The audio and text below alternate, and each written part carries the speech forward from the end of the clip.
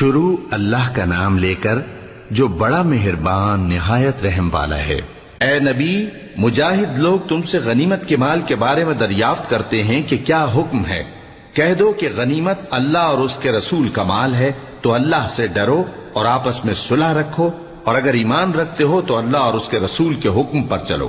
مومن تو وہ ہیں کہ جب اللہ کا ذکر کیا جاتا ہے تو ان کے دل ڈر جاتے ہیں، اور جب انہیں اس کی آیتیں پڑھ کر سنائی جاتی ہیں تو ان کا ایمان اور بڑھ جاتا ہے،